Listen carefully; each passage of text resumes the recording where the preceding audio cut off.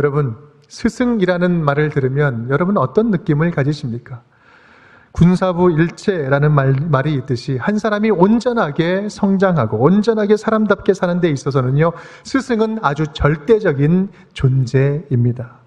물론 지금은 그 의미가 참 많이 퇴색되었습니다.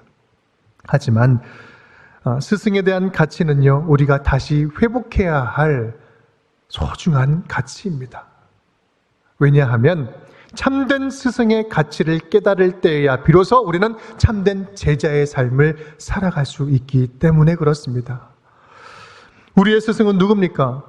유일하고 영원한 스승, 바로 우리 주 예수 그리스도. 예수님께서 우리의 스승 아니십니까? 참된 스승이신 예수님을 따르는 참된 제자의 모습이 온전히 회복될 수 있기를 주님의 이름으로 축원드립니다. 오늘 본문은 엘리야 승천 이야기예요. 승천 이야기. 성경 전체에 걸쳐서 승천에 대한 이야기는 3번 등장을 합니다. 한 번은 창세기에 에녹이 죽음을 보지 않고 하나님께 올려줬고요. 또 신약에 보면 예수님께서 승천을 하십니다. 그리고 오늘 본문에 엘리야가 승천을 하게 되죠. 승천 기사는 신구약 통틀어서 가장 신비하고 또 경이롭고 위대한 사건입니다. 또한 오늘 등장하는 이 엘리야는요, 신약에서도 많이 등장을 합니다. 예수님과 모세가 변화산에서 대화를 하는데 그곳에 함께 있었던 게 엘리야입니다. 바로 선지자를 대표하는 인물로 등장을 합니다. 세례 요한은요, 예수님의 오실 길을 예비하는 위대한 선지자였습니다. 근데 이 세례 요한을 이야기할 때 신약 시대에 나타난 제2의 엘리야로 소개를 하고 있습니다. 구약을 대표하는 영적인 권위자로 꼭 필요한 장면마다 엘리야가 등장을 하는 것입니다. 그 엘리야가 승천하는 역사적인 순간이에요. 이러한 역사적인 순간에 그 자리를 꿋꿋하게 지키던 한 사람이 있었으니 바로 제자 엘리사였습니다. 스승 이름은 엘리야, 제자 이름은 엘리사. 우리 헷갈리면 안 됩니다. 제가 혹시 설교를 하다가 헷갈리더라도 잘 알아서 들으시기 바랍니다. 네, 구약의 대표적인 사제지간인 두 선지자는요, 이제 거룩한 승천을 준비하고 있습니다. 이제 제자는 남고요, 스승은 사라집니다. 남겨지는 제자, 이 엘리사의 마음은 어땠을까요? 이 본문을 가만 살펴보면 이 중심 스토리는 엘리야의 승천에 관한 이야기지만 이야기 전체를 이끌고 가고 있는 이끌고 가고 있는 주인공은요, 오히려 제자인 엘리사라 할 수 있어요. 즉, 이 스승이 승천할 때 어떻게 영적인 능력이 다음 세대 엘리사에게 전수되고 있는지를 잘 보여주고 있는 본문이다라는 사실입니다. 우리는 오늘 이 이야기에서 스승을 떠나보낼 때 엘리사의 마음에서 간절하게 불타올랐던 갈망들, 간절한 마음들을 우리는 발견할 수 있습니다. 그 첫 번째 갈망이 무엇이었을까? 우리 함께 따라하겠습니다. 스승에 대한 갈망입니다. 우리 6절 말씀 우리 함께 읽겠습니다. 엘리야가 또 엘리사에게 이르되 청하건대 너는 여기 머물라 여호와께서 나를 요단으로 보내시느니라 하니 그가 이르되 여호와께서 살아계심과 당신의 영혼이 살아있음을 두고 맹세하노니 내가 당신을 떠나지 아니하겠나이다 하는지라. 이에 두 사람이 가니라. 아멘. 이 스승 엘리야는요, 하나님께서 자기를 데려가실 때가 가까이 온 줄을 알고 길갈에서부터 이제 계속해서 장소를 옮깁니다. 이동을 합니다. 베델로 갔다가 베델에서 여리고로, 또 여리고에서 요단으로 이동하게 됩니다. 그런데 그때마다 제자인 엘리사는 스승을 떠나지 않고 계속해서 따라갑니다. 엘리야는 그런 엘리사에게 3번이나 반복적으로 이야기를 하죠. 너는 여기에 머물러 있으라. 언제든지 떠날 기회를 주고 있는 것입니다. 왜 그럴까요? 엘리야는 지금 끝까지 스승을 떠나지 않는다는 것은요, 나의 길, 내가 지금까지 걸어온 이 스승의 길을, 모든 길들을 다 그대로 따라가겠다는 다짐으로 알아들었기 때문에 그렇습니다. 엘리야는 그래서 그것을 엘리사에게 이야기를 하는 거예요. 내가 걸어간 이 길은 쉽지 않은 길이다. 아무나 갈 수 있는 길도 아니다. 굳이 가지 않아도 누구도 뭐라고 하지 않는다. 지금이라도 좋으니 너는 여기에 머물러 있으라. 너는 이제 여기에 머물러라. 내가 가는 길, 너가 앞으로 갈 길, 그대로 나의 길을 따라간다면 수많은 공격들이 몰려올 것이고 영적인 침체로 무너지는 삶을 경험할 수도 있을 것이다. 너는 여기에 머물러 있으라. 엘리사는요, 3번이나 반복적으로 단호하게 대답을 합니다. 나는 절대로 떠나지 않을 것입니다. 스승님이 가는 곳은 어디까지라도 나는 끝까지 따라가겠습니다. 나에게 더 이상 좋은 결정, 다른 결정은 없습니다. 목숨을 걸고 나는 스승님 가신 그 길 나는 끝까지 따라가겠습니다. 왜 그렇습니까? 스승님이 가신 그 길은 힘든 길이겠지만, 이 길이었겠지만 참된 길이요, 옳은 길이요, 진리의 길이요, 맞는 길이기 때문에 나는 포기하지 않고 끝까지 스승님 걸어가신 그 길을 따라가겠습니다 라고 말하는 것입니다. 고대 시대의 스승과 제자와의 관계를 보면 사제관계는요, 제자가 스승을 선택하는 것이 일반적인 모습이었어요. 제자가 스승을 선택하고 따라가는 그것이 정상적인 모습이었어요. 자신이 배우고 싶은 그런 스승을 선택하고 추종하고 따라가는 것으로 시작을 합니다. 물론 그렇다고 해서 스승이 다 받아주는 것은 아니에요. 고대 철학자들 소크라테스, 아리스토텔레스 등 많은 희대의 스승들은요, 그렇게 제자들을 이끌었어요. 그런 배경으로 본다면 예수님께서 너는 나를 따르라. 내가 너를 사람을 낚는 어부가 되게 하리라 라고 말씀하신 이 제자를 부르시는 이 말씀은요, 아주 독특한 말씀이에요. 우리는 많이 들어서 굉장히 익숙합니다. 아, 스승이 제자를 이렇게 부르는구나 라고 생각을 하지만 당시 고대 문화에 있어서는요, 있을 수 없는 일이에요. 이건 아주 이례적인 상황입니다. 스승이 제자를 선택하고 부른다? 스승의 선택함을 받았다? 이거는 은혜 중에 은혜인 겁니다. 은혜 받은 거예요. 여러분, 예수님께서 지금 저와 여러분을 바라보시면서 너는 나를 따르라, 너는 나의 자녀요, 하나님의 자녀요, 내 제자다라고 부르신다는 것은요, 이것은 진짜 이거야말로 은혜 중에 은혜예요. 우리가 선택한 것이 아니라 주님께서 우리를 선택해 주신 것이거든요. 길과 진리와 생명이 되시는 성자 하나님이 아무런 자격이 없는 우리를 당신의 제자로 삼으시고 하나님의 자녀 삼아주셔서 우리를 선택하고 불러주셨다? 이것은요, 얼마나 감사한 일입니까? 우리는 그 진리 되신 예수님을 따라가기만 하면 되는 거예요. 오늘 주님께서는요, 이 엘리야를 통해서 우리에게 물어보시는 거예요. 다시 한번 물어보시는 거예요. 사랑하는 정상아, 내가 너를 지명하여 불렀나니 너는 내 것인데 너는 나를 포기하지 않고 끝까지 따라올 수 있겠느냐? 끝까지 나의 걸어간 이 길을 따라올 수 있겠느냐? 오늘 엘리야가 3번이나 만류하는 것처럼 제자의 길은요, 쉽지 않은 길입니다. 단단한 각오가 아니면 제자로 살아가는 것은 흔들리기 쉽습니다. 때로는 자기를 부인하고 내가 하고 싶은 이 욕심을 내려놔야 될 때도 있습니다. 아니, 많습니다. 또한 예수님을 따라가는 길은요, 대개가 나의 안락함을 포기해야만 갈 수 있을 때 많습니다. 때로는 안전도 버리고 목숨도 위태로울 때가 있습니다. 꽃길만 열린 것이 결코 아닙니다. 하지만 내가 따라가는 그 스승이 누구인지 제대로 알기만 하면 충분히 따라갈 수 있는 길입니다. 내 힘으로는 못 가지만 그 스승의 은혜를 입고 내 은혜의 힘이 있다면 넉넉하게 갈 수 있는 길입니다. 당장은 손해보는 것 같지만 생명책에 지워지지 아니하는 철필로 새겨서 영원토록 기억되는 놀라운 축복, 놀라운 영광스러운 길이 제자의 길입니다. 이것이 바로 하나님이 기뻐하시는 길이요, 예수님께서 따라오라고 말씀하시는 그 길인 것입니다.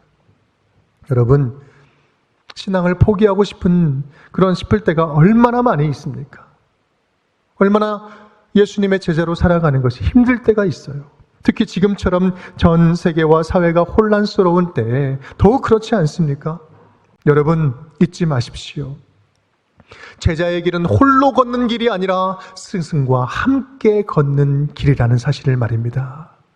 홀로 걷는 외로운 길이 아닙니다. 스승이 함께 걸어주십니다. 참된 스승과 참된 제자는요, 기계적인 계약 관계가 아니라 참된 인격적인 관계예요. 살아있는 관계입니다. 우리 예수님도 마찬가지입니다. 우리가 힘들어서 포기하고 싶을 때, 힘을 잃어버려가지고 우리가 손을 놔버릴 때, 예수님과 맞잡고 있는 손을 도저히 내가 지켜낼 수 없어서 손을 놔버릴 때, 그 반대편 손, 주님께서는 더 세게 나를 붙잡아서 넘어지지 않도록, 떨어지지 않도록 우리를 붙잡고 계신다는 사실입니다. 엘리사가 엘리야를 끝까지 포기하지 않고 끝까지 떠나지 않고 스승을 신뢰하고 따라갔던 것처럼, 우리도 우리의 영원한 스승이 되시는 우리 주 예수 그리스도를 어떤 시련과 환난이 온다 할지라도 포기하지 아니하고 끝까지 붙잡고 따라가는 저와 여러분이 될 수 있기를 주님의 이름으로 축원드립니다. 따라하겠습니다. 쓰임받기 위한 갈망입니다. 쓰임받기 위한 갈망입니다. 이 스승 엘리야를 떠나보내는 제자 엘리사의 마음은 어땠을까? 스승의 빈자리를 나는 이제 어떻게 그 자리를 메울 것인가? 나는 이제는 누구를 의지하고 누구를 따라갈 것인가? 엘리사는요, 인생 최대의 간절함이 생겼습니다. 간절함을 느꼈어요. 스승에게는, 이제 스승은 떠나가고 없습니다. 스승에게는 있고 엘리야에게는 있었고 나에게는 없는 것은 무엇인가? 내가 반드시 우리 스승이 떠나가기 전에 전수받아야 될 것은 무엇인가? 이런 엘리사의 속마음을 알았는지 엘리야는요, 이렇게 물어봅니다. 너는 나에게 무엇을 원하느냐? 내가 무엇 해주기를 원하느냐? 내가 무엇 주기를 원하느냐? 라고 물어봅니다. 제자로서 스승의 마지막 유품을 갖는 것은요, 굉장히 대단한 영광스러운 계승을 의미합니다. 그런데요, 엘리사는 전혀 뜻밖의 요청을 합니다. 9절 말씀인데 제가 읽겠습니다. 당신의 성령이 하시는 역사가 갑절이나 내게 있게 하소서. 우리 예전에 보던 우리 개역 한글 성경은요, 당신의 영감이 갑절이나 내게 있기를 구하나이다. 당신의 영감이 갑절이 있기를 원합니다. 영감이라는 것은요, 루아흐, 선지자적 사명을 감당하는 영적인 능력을 이야기하는 것입니다. 사실 이 영적인 능력은요, 지금 엘리야가 스승이 줄 수 있는 것이 결코 아닙니다. 아니, 남기고 가는 것, 유물, 유품, 유언, 모든 것이 있는 것을 주는 거지 어떻게 자기가 없는 것을 남기고 갈 수 있겠습니까? 그러니까 이렇게 이야기하는 거죠. 너가 참 어려운 것을 구하는도다. 하지만 내가 올려가는 것을 네가 보면 하나님께서 주실 것이다. 이 능력은요, 지금 엘리사가 요청하는 능력은 엘리야가 줄 수 있는 것이 아니라 하나님이 줄 수 있는 것이었어요. 이 엘리야는요, 바로 그렇습니다. 엘리사는 스승 엘리야를 보면서 무엇을 가장 흠모했습니까? 그것은 바로 하나님의 능력의 도구로 쓰임받는 모습이었어요. 하나님께서 이렇게 하나님의 사람을 쓰시는구나. 엘리사는 스승을 보면서 이렇게 생각했어요. 아, 하나님은 하나님의 종을 이렇게 쓰는구나. 나도 저렇게 쓰임받고 싶다. 갈멜산에서 엘리야가 기도를 합니다. 하나님께서 불을 내려주셔서 제단에 불이 활활 불타오릅니다. 불을 내리시는 하나님, 주여 나도 그렇게 써 주시옵소서. 바알과 아세라 선지자 850대 1로 싸우는 그 영적 전쟁을 치르는 엘리야의 모습을 바라보면서 하나님의 능력을 입어서 저렇게 싸워서 저렇게 승리할 수 있구나. 하나님, 나도 저 엘리야처럼 저렇게 사용하여 주시옵소서.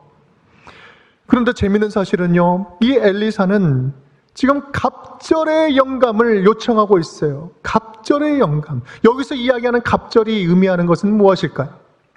단순하게 스승보다 2배로 더 능력 있게 해달라는 그런 말이었을까요? 여기서 말하는 갑절은요, 쉐나임이라는 말인데 두 몫이라는 이야기예요. 단순하게 2배, 두 몫을 말하는 것이 아니라 마다들에게 주어지는 합법적인 유산의 분량을 이야기할 때 쉐나임, 이 2배를 이야기를 합니다. 쉽게 말하면 엘리야보다 더 많은 능력을 행하고 싶다는 개인적인 욕심에서 말하는 것이 아니라 스승이 가진 영적인 능력을 그대로 전수받고 이어받아서 엘리야의 합법적인 영적인 후계자가 되어서 나도 엘리야처럼 하나님께 쓰임받는 놀라운 종이 되고 싶습니다라는 강한 의지와 열망을 보여주고 있는 표현입니다. 갑절을 주시옵소서. 이 갑절이라는 단어 안에는 이러한 간절함이 담겨 있었어요. 엘리사는 왜 이렇게 간절하게 요청을 했을까? 왜냐하면 엘리사는요, 약한 자였기 때문에 그래요. 실제로 약했습니다. 하나님의 일을 하고 싶지만 엘리사는 아직 부족했어요. 엘리야에 비하면 너무나 약해요. 능력도 아직 검증되지 않았습니다. 경력도 없어요. 그래서 엘리사는요, 스승이 떠난 자리, 본인이 감당해야 할 그 자리에 간절함이 있었습니다. 여러분, 하나님께서 거절하기 힘든, 거절할 수 없는 기도가 어떤 기도인지 아십니까? 바로 약자의 기도예요. 약자의 기도. 하나님께 쓰임받고 싶은데, 하나님께 전부를 드리고 싶은데, 하나님께 다 드리고 싶은데 나는 너무 부족합니다. 하나님께 헌신하고 싶은데, 하나님께 더 나아가고 싶은데 너무나 연약합니다. 능력이 없습니다. 주님, 주의 일을 할 수 있도록, 주의 기쁨이 될 수 있도록 주여 나를 채워 주시옵소서. 난 주님께 드리고 싶지만 너무나 연약하여서 나는 주님께 바랄 수밖에 없습니다. 이것이 바로 하나님이 거부할 수 없는 기도예요. 하나님께 쓰임받기 위해서 드리는 갈망하는 기도는요, 하나님이 들어주실 수밖에 없습니다. 우리 사랑하는 성도 여러분, 여러분은 지금 무엇을 그토록 갈망하고 있습니까? 하나님의 일에 쓰임받는 거룩한 갈망이 회복될 수 있기를 간절히 바랍니다. 오늘 엘리야처럼 하나님께 쓰임받기를 간절히 구함으로 능력을 받아서 주의 일에 거룩하게 쓰임받는 놀라운 저와 여러분이 될 수 있기를 주님의 이름으로 축원드립니다. 따라하겠습니다. 하나님을 향한 갈망입니다. 하나님을 향한 갈망입니다. 이 엘리야의 쓰임받기 위한 이런 갈망은요, 결국은 누구를 향한 갈망이었어요?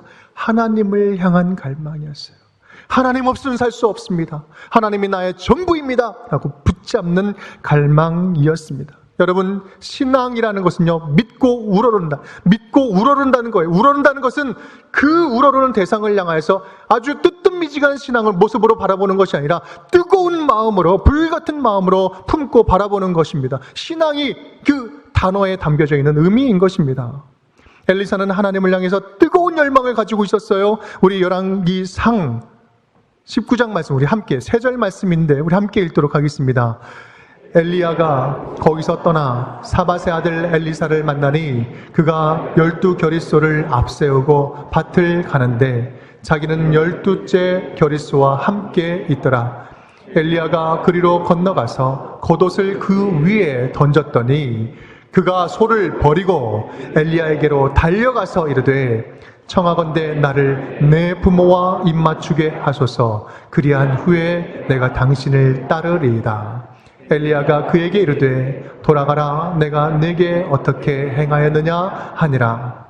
엘리사가 그를 떠나 돌아가서 한 겨릿소를 가져다가 잡고 소의 기구를 불살라 그 고기를 삶아 백성에게 주어 먹게 하고 일어나 엘리야를 따르며 수종 들었더라. 아멘. 지금 우리가 함께 읽은 이 본문은요, 엘리사의 소명 장면이에요. 처음으로 선지자로 부름받는 장면입니다. 엘리야가 겉옷을 던지죠. 이것은 이 선지자의 직무, 이 직무를 그대로 이어받으라는 그런 의미가 담겨져 있습니다. 엘리사는 그것을 알아차려 듣고 그것의 모습을 보자마자 소를 버려버립니다. 전 재산을 버려버리는 거예요. 그리고 엘리야에게 천천히 걸어갔더라? 아니요. 속히 빨리 뛰어갔더라. 달려가서 엘리야를 맞이합니다. 여러분, 지금 엘리사가 농사를 짓고 있습니다. 몇 겨리소요? 12겨리소.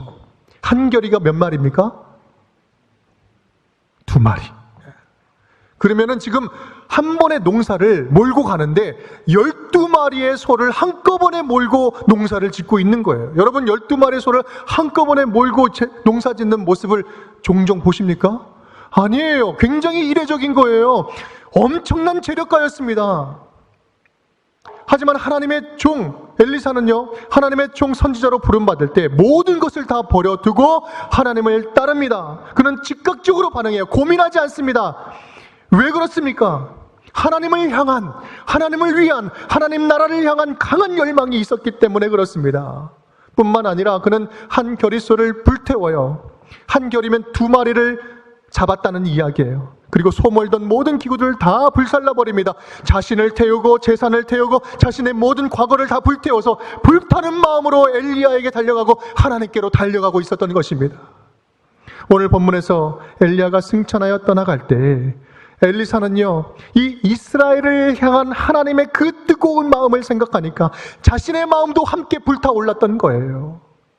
이제 엘리야 스승이 하던 그 사역을 누가 해요? 내가 이어받아서 해야 된다. 내가 이어받아서 하겠습니다.